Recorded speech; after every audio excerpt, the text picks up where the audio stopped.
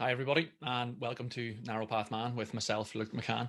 So today what I want to do is explain the rationale behind why I have changed the name of the channel to Narrow Path Man, and I also want to discuss my crazy consecration to St. Joseph story. Forgive me if this is completely not your buzz and you're subscribed based on either the economics information that I've been providing, or if you've been an absolute legend. Subscribed to the channel since way back in the glory days when I was doing local sports and doing boxing analysis videos, things like this. But basically now, yeah, I'm going to move this channel in the direction of three main subject areas. So we're going to be looking at faith, continuing with financial education, and also looking at healthy living, healthy, holy living in effect. So yeah, that's the crack.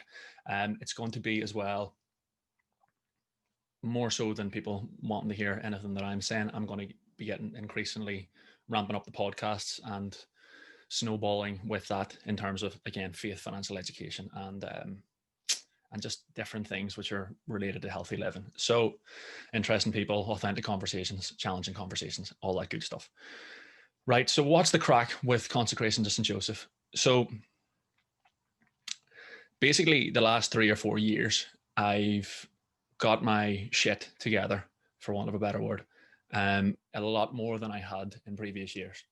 And it's no excuse. It's completely my fault, right? You got to take personal responsibility. But there's a lot of things these days which it's very difficult and almost non-existent these days for people, for kids, for young men, kind of leaving school, university age, and shortly beyond, in terms of having a good example, a good, strong Christian stroke Catholic. If you're in Ireland, and you know most people in Ireland are Catholics, on paper at least. Yeah, there's very few like role models in that respect. And whenever I was growing up, I would always, and my friends would always mock the church in all ways. You know, we would look at priests, would call them creeps, would be like, yeah, they're really.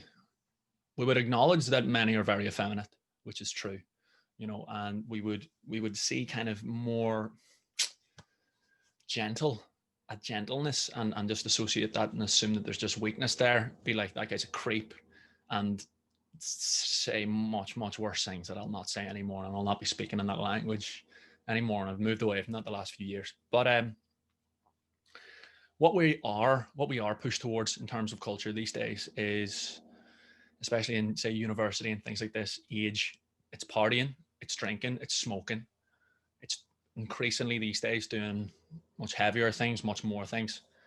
I got involved with everything for years. Got lost in my mind. Like I never came to this kind of real stage where I burnt myself or anything like that. But you just incrementally move in this direction where you're like,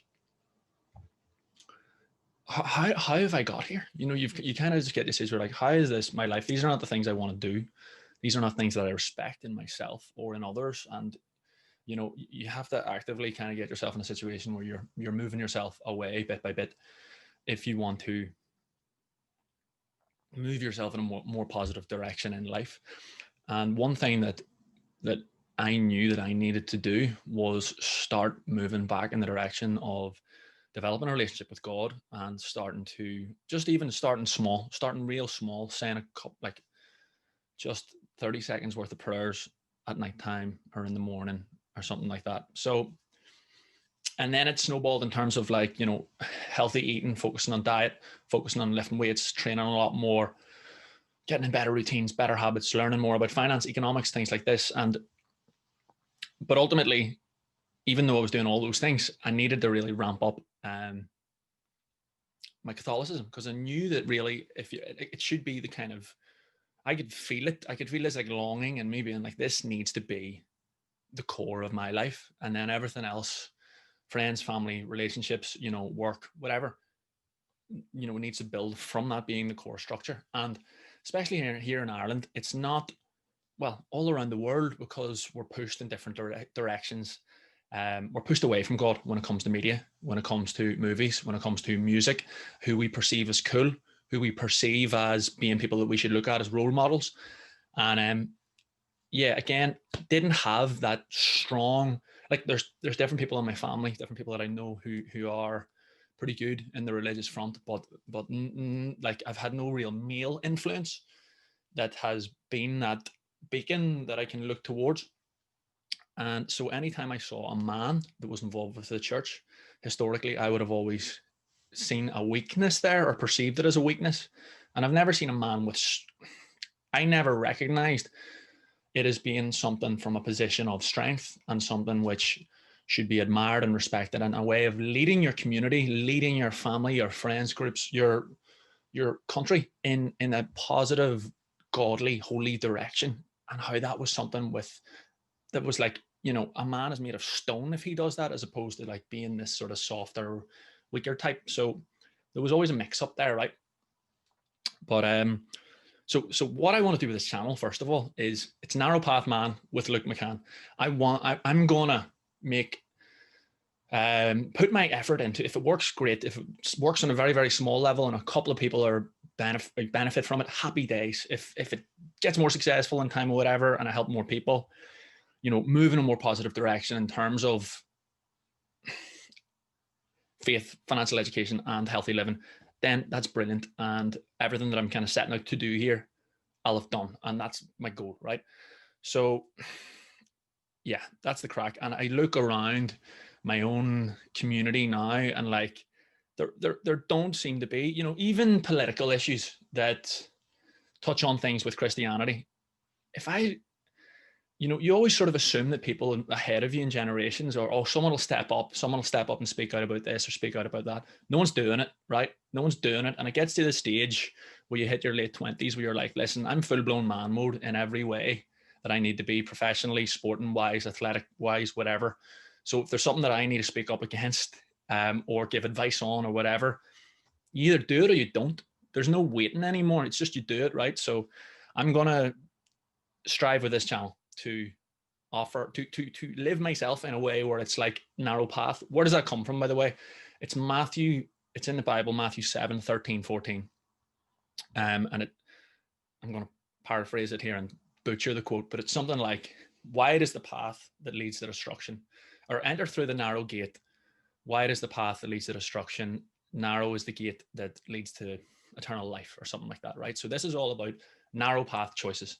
If you think about your diet, wide path choice is KFC, McDonald's, narrow path choice is potentially keto, doing some real specific diet, not necessarily keto, but just doing something that requires discipline, consistency, and ultimately it will reward you in terms of whatever it is that you're seeking to achieve, right? Similarly, like relationships, wide path is just casual sex with whoever, Friday night, Saturday night, let's go get smashed, let's go get someone, bring them back, whatever. Like wide path choices, narrow path's the total opposite, commitment, long-term commitment, focusing on one individual, treating them with respect, something that I didn't do in the past. Treating yourself ultimately with respect then, and then you're forging something more strong going forwards. Obviously, I've talked a lot about economics, different things that are facing us today in terms of what I regard as being the orchestrated destruction of our financial systems. And if you're not clocking this at this stage, you're not aware with, you're consciously burying your head in the sand in terms of ostrich mode, right? But yeah, so all sorts of different things like this, every element of life, effectively, you have choices on a daily basis. You can either go down the wide path route, the easy route, which the most people will choose in every element of life, which is ultimately not good for you. Or you can do the more stoic, less YOLO-esque, long-term approach to life. And that's narrow path living, right? So that's what I'm going to do. So anyway, consecration to St. Joseph. What's the story there? So because these days, right, the church is being attacked, and loads of like traditional Christian values are being attacked in terms of you're a baddie, you're perceived in terms of the media and stuff now. If you want to promote or have what's regarded as a traditional nuclear family, that's bad, right? That's no. Or if you're a strong male leading a family, leading a group, whatever, it's almost like bad to be a strong male. In terms of views on gender, and in terms of views in protecting the sanctity of human life, all sorts of things like this. Increasingly, we're moving culturally in the secular society away from historical Christian Catholic values. So what the buzz is with Consecration to St. Joseph is there's this guy, Father Donald Calloway, who wrote this book. And it's all about, so the Catholic Church, we regard all the saints as having been given by God different virtues, different graces that effectively allowed them to carry out God's will in their lives as best they could, okay? And then the greatest of the saints effectively is Mary, and then next to her comes St. Joseph, right? Now, the thing is, in the Catholic Church, weirdly, for the last 2,000 years, St. Joseph has been pretty much overlooked. He's always been there, but he's sort of been in the background, and no one's really typically acknowledged, other than like a few saints, Joseph's role, you know, and all the different strengths, graces and virtues that God gave him, which allowed him to be the foster father of Jesus, of God on earth. So this book, Consecration to St. Joseph, is a 33-day preparation for the consecration to St. Joseph. You basically go through one of his graces or virtues every single day. And the idea is that you are asking at the end of the 33 days, when you consecrate yourself to St. Joseph, you're asking him to, you're asking God and St. Joseph to basically make you another Joseph, to give you the graces and the virtues which he has and had to effectively engage in your life for the benefit of your friends, family, community, country, and the world ultimately, right? So to go through a few, like just to name them off, you go through one of these each day. And the way I was doing it was Father Calloway has a video that you watch for like an hour each day. And then you also, there's some reading you have to do every day as well. So Joseph, most just, Joseph, most chaste, Joseph, most courageous, Joseph, most obedient, lover of poverty, lover of, model of workmen, guardian of virgins, pillar of families, hope of the sick, patron of the dying, terror of demons, protector of the holy church. There's 33 basically different verses or graces and virtues which St. Joseph was given. So how I got into doing this, right, and this is sort of the mad story of it. So when I said that I started, you know, moving in the direction of saying prayers and things like this, just every morning, every night, just small things. And I've gradually, incrementally sort of like added to that over the last few years. One prayer, which I always sort of said, was the prayer to St. Joseph, because my grandmother, my nana, she passed away in like 2009, but I would have been very close to her when I was a kid. I would have always gone to like her house after school when my parents were working and things like this. But she always had this close relationship with St. Joseph and St. Jude. And that didn't mean anything to me at the time. I just was aware of hearing the words of that from her. And it's only recently, it's only now that I'm starting to get what that consists of and means. But so I always sort of knew the prayer to St. Joseph. So I would say that every morning over the last few years, right? Coincidentally, my middle name is actually Joseph. Again, something I've never really thought about. My best friend from birth is called Joseph. Small little things like this, but things that I wouldn't have like consciously noticed or clocked, you know. But so yeah, different things, almost similar, almost akin to the way in which St. Joseph has been always there, but never directly acknowledged until now by the Catholic Church throughout the last 2,000 years, right? So anyway, what happened with me starting this, I'll get into the sort of supernatural, almost, I'm perceiving it as crazy element of my crazy story with the consecration to St. Joseph. Okay. Right. So I'm just sitting watching YouTube one day and I get this recommendation pops up saying Father Donald Calloway conversion story. So I start watching it and it's this priest and he's an absolute G. He's funny. He's not like I would have historically seen priests as being here in Ireland. You know, he's out there, he's challenging things, he's really funny, he's edgy, you know. And the guy's talking about he actually was a Protestant before he converted and then became a priest. But he was talking about how when he was younger, he was just mad and his, you know, he listened to heavy metal, his hair was down to here type thing, even longer than mine's getting these days. But his third stepfather, the one that stuck in the end, had some sort of military role, was his job, and he ended up living in these military bases in all the most random places in the world. The guy's from America, but he ended up living in Japan when he was like 16, 17, ended up getting heavily involved into drug dealing in Japan. This like American hippie, heavy metal headed kid. He ended up getting thrown out of Japan, but they didn't jail him because he was only a kid. They deported him from Japan. So this is a priest chatting, you know, and I'm like, right, this is pretty cool. This guy's a bit of a G. So this book I've noticed is knocking around our family house at home. And I'd noticed this before I watched this video. And I said to my sister, I had no idea what it was, Consecration to St. Joseph. What's that? I said to my sister, here, have you heard of this priest called Father Donald Calloway? And she's like, heard of him? Sure. Didn't he write that book that I have, Consecration to St. Joseph? So I'm like, no way, right? So obviously I have to read this, right? But the thing is, you're only able to start, you're recommended to only start the Consecration to St. Joseph on 8 specific days during the year. So this discussion we were having was at the end of November 2020, but the next day that you were meant to start it was the 22nd of December. So I had a few weeks to wait. And because ultimately the way it works is these 8 days, if you start it in these days, you finish on what is regarded as a holy day of St. Joseph. So I finished yesterday, the 23rd of January, which was Feast of the Holy Spouses, right? So anyway, I had a few weeks to wait. I was kind of excited then, but my sister actually had this other book from him called Of Men and Mary, and some of the stories, it's a quick book on 6 different people. I think 4 of them are priests, 2 of them weren't. One guy was in jail, killed a guy or something like this, and basically they all had these ridiculous supernatural-esque miraculous stories with Mary. And I'm looking at this being like, how do people not know this stuff? I didn't know any of this stuff. Why is it not talked about? Why is it not talked about in mass and things like this? So anyway, it got me more excited to start this journey, right?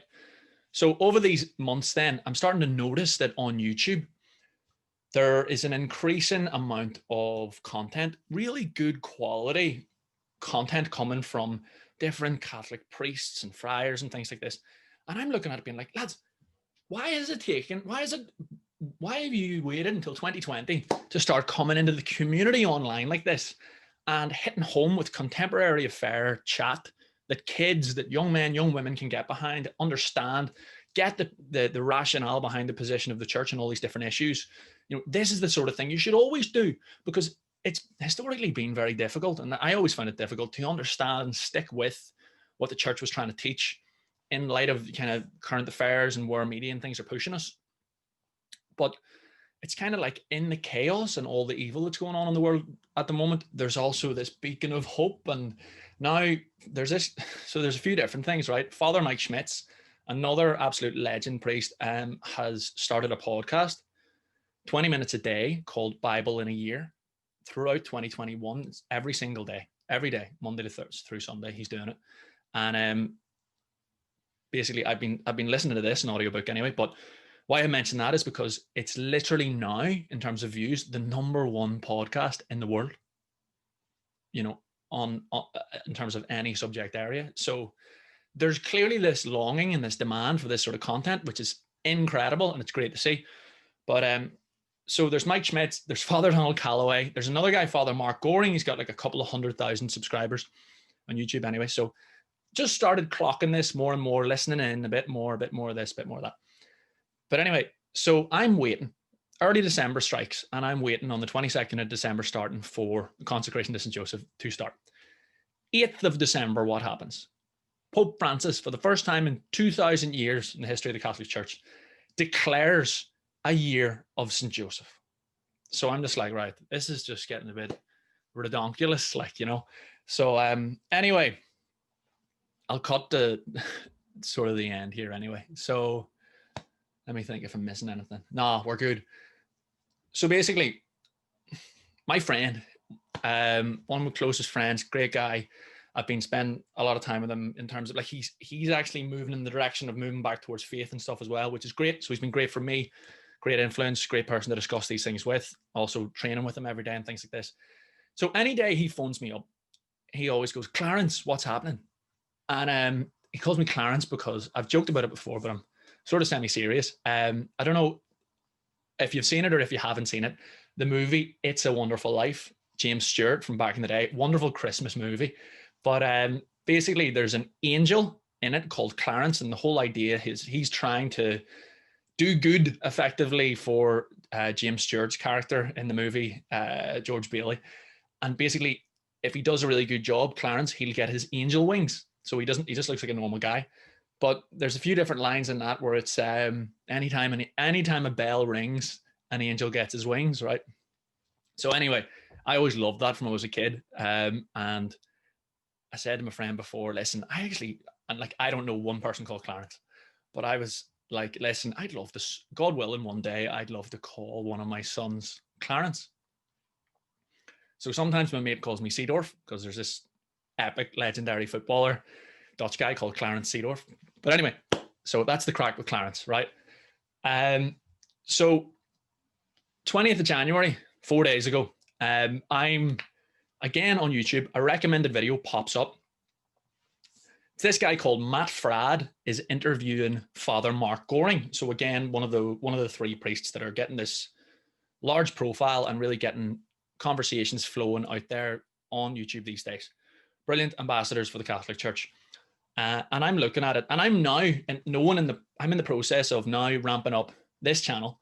And I know that I need to move this in a direction of talking about faith. As uncomfortable as it is, I'm kind of incrementally doing little posts on Instagram at Narrow Path Man about faith and things like this. And I know that I need to start talking and making videos about this sort of thing. So this guy, Matt Fradd, I've never heard of him, but he's not a priest. He's married, but he's a Catholic writer, and he's an Australian guy. I think he lives in America. I think I heard him mention in that one interview, although I haven't really checked up, that he actually used to live in Ireland. So I was thinking, do you know what would be really cool if I could somehow hound this guy and get him to do a podcast with me, explain the story that I'm trying to do in terms of Narrow Path Man here, and perhaps he would give me a podcast interview. And, you know, if he's got a couple of 100,000 subscribers, maybe I'll get a few from doing a podcast with him. I go on his Twitter and he has a pinned tweet, the very, very top tweet that you see. It says, every time someone on social media admits they're wrong, an angel gets his wings. So it was obviously a play on It's a Wonderful Life and every time a bell rings, an angel gets his wings, right?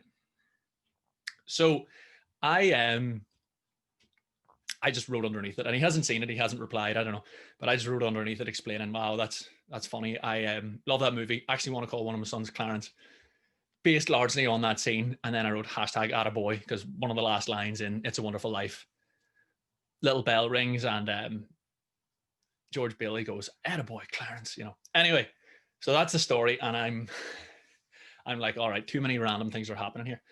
So the last day of the consecration to St. Joseph, yesterday, 23rd of January, I'm watching the last video of consecration to St. Joseph.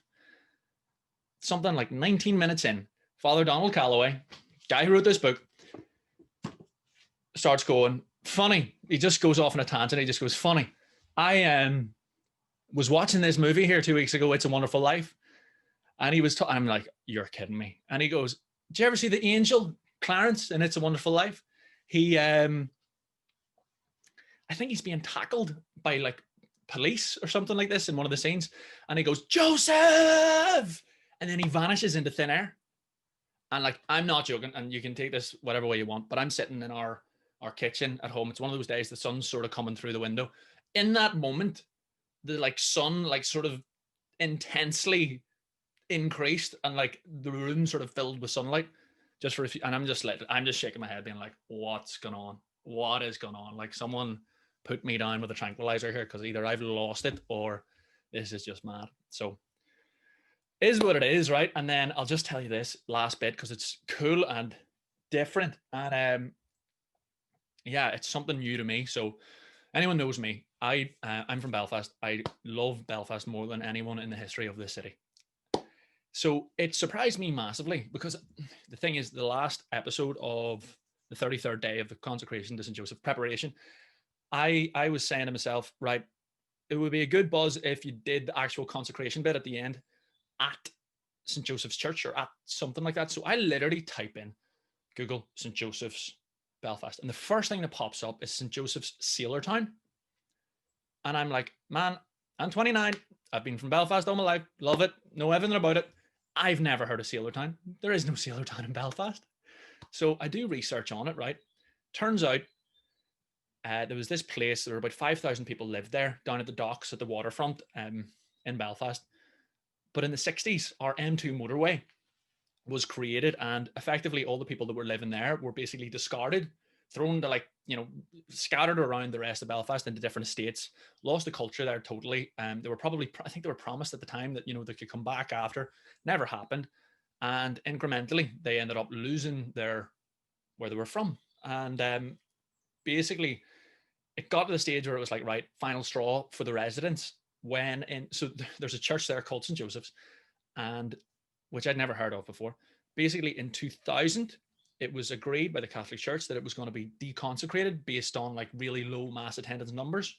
So the last mass was in 2001, and the residents did a walkout. It was like a prepared walkout type thing, and there was bishops there and different people like this. And then the church were going to sell it to like private individuals. After it had been deconsecrated, it wasn't being used anymore. But I think it was in 2006, after the like complaints, protests, sit-ins, lock-ins, and things like this by the residents, the church ended up giving the keys of the church to the residents. So the place is still there now. There's actually a St. Joseph's Regeneration Committee, and I've been looking at this, and you know, you can actually donate to it, and they're in the process. I think they were trying to do a few different things in 2020, but then there were obviously different challenges there. But they're literally you can donate to them. You can try and help with the regeneration of St. Joseph's Sailortown. So yesterday, literally, I went down just to do the actual 2-minute bit at the end where it's doing the consecration to St. Joseph. And I'm sitting there, man, I've got wearing all black. My hair's in the wind, all shaking crazy long. I've got these big headphones on as well. I'm holding the book in one hand, Consecration to St. Joseph. I'm holding the phone, looking at the phone in the other hand.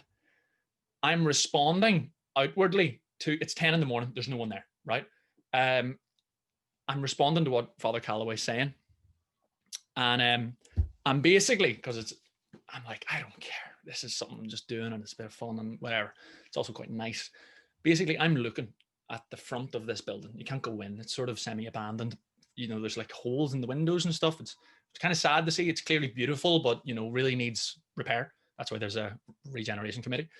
But basically, there's this big sort of beautiful statue of St. Joseph up near the top, near the spire. So I'm talking to him as I'm consecrating myself to him. Of course, after about, now the thing in total takes about 4 minutes, but after about 2 minutes, the car that's been parked beside me, that for whatever reason, because it was all filled with ice, I just assumed was empty, and there's no other real cars in the street. A couple gets out of the car and sort of like doesn't look near me.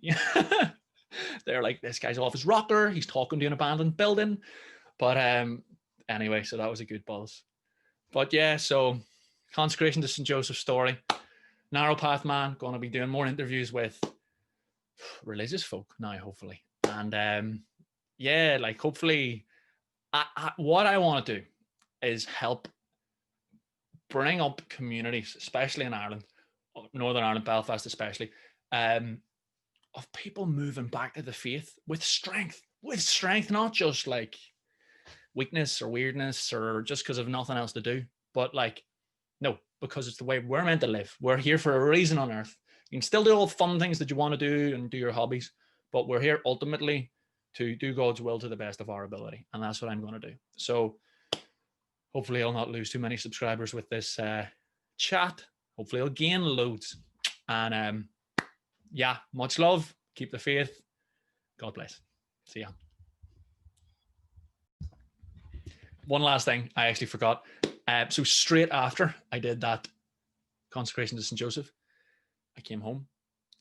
I did a podcast interview with Shelby Smith, owner of not Jiminy Crickets, but Jim and Eat Crickets. It's about crickets for human consumption. And I thought that I knew all the things that, you know, we were going to discuss, because I already knew about her business and her background and things like this. What was the one thing that I didn't know about her that she told me? St. Joseph's University is where she went. So as soon as she told me that, I was like, man. I told her afterwards. I didn't tell her during the podcast, but just another crazy one. I'm actually going to put that Shelby's link in the description below, and in the link that you can see here if you want to watch that podcast interview when I release it on Monday. So yeah, I just thought I'd add that, because again, are these things all coincidences? Maybe, but when you get that many coincidences in a row, that's not what I perceive them to be. Anyway, see ya.